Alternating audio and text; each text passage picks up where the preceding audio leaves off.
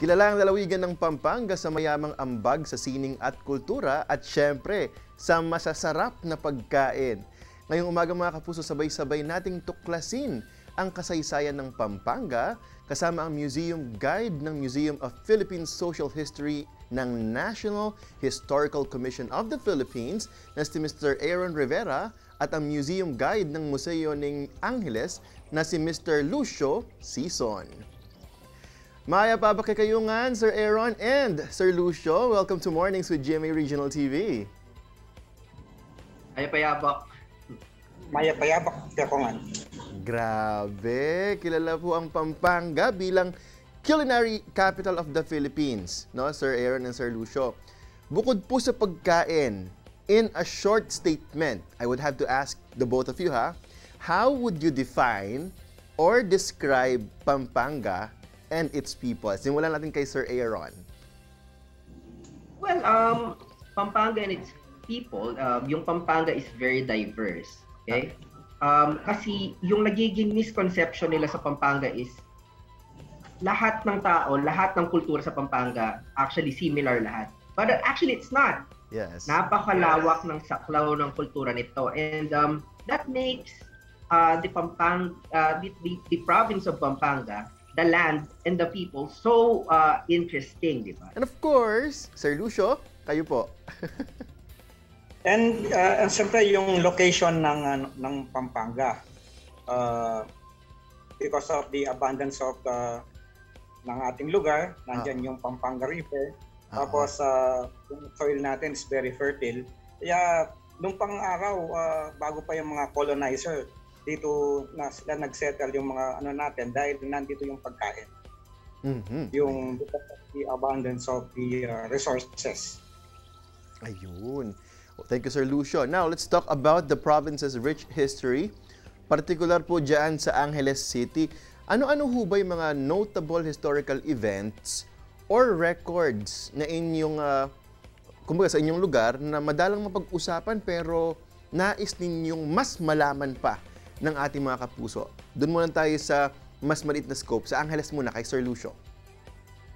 Yung Angeles, yung ngayon, dahil yung nagse-celebrate tayo ng Independence Day, the first Philippine Independence Anniversary na naganap dito sa Angeles noong 1899.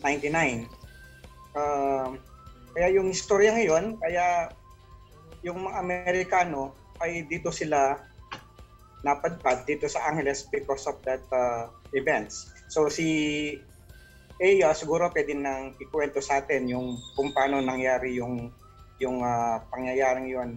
Sige nga. Yung Independence Anniversary ng ating independensya. Ayan, Sir Aaron.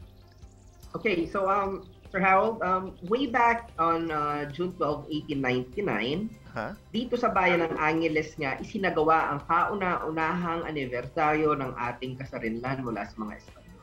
Okay. Diba? Ang ating proklamasyon nito ay noong June 12, 1898 doon sa Kawit, Cavite. At pagkatapos ng isang taon, nandito si Emilio Aguinaldo. Dito siya nanatili sa bayan ng Angeles mula Mayo ng taong iyon hanggang Hulyo.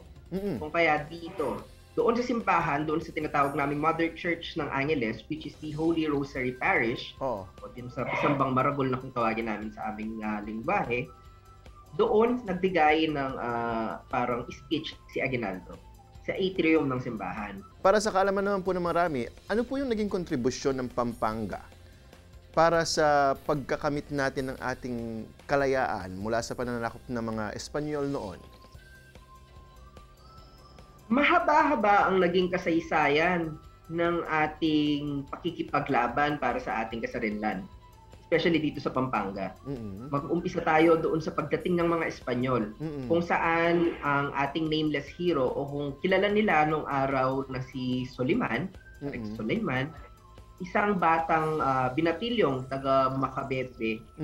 Siya ang isa sa mga naglunsad ng parang giyera laban sa mga Espanyol nung panahon ng pagdating nila dito.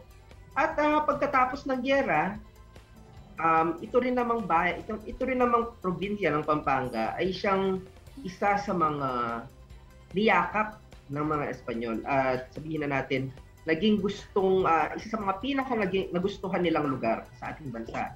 Lastly po, syempre maraming mga Pilipino ang nagnanais ding bumisita sa Pampanga at mas malaman kung ano nga ba yung history nito.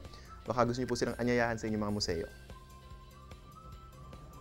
So, kami po ay nag-anyaya sa inyo dito sa amin sa Museo ng Angeles. Ang Museo ng Angeles ay isa pong community museum. It's a local museum of Angeles City.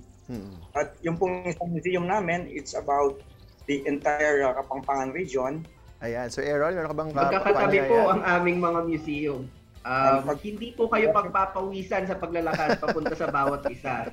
Oo. Pagkatapos dito, pwede kayo bumisita dun sa Mother Church or dun sa Holy Rosary Parish. Oo. Tapos nito, sumakay lang kayo ng jeep, pumunta sa ibang bayan para matuklasan nyo rin ang kagandahan ng Pampanga. Maraming salamat sa inyong dalawa, Sir Lucio and Sir Aaron. Napakakulay ng ating kasaysayan, lalo pat nagkaroon ng buhay sa inyong mga kwento. Maraming salamat at God bless you. Salamat.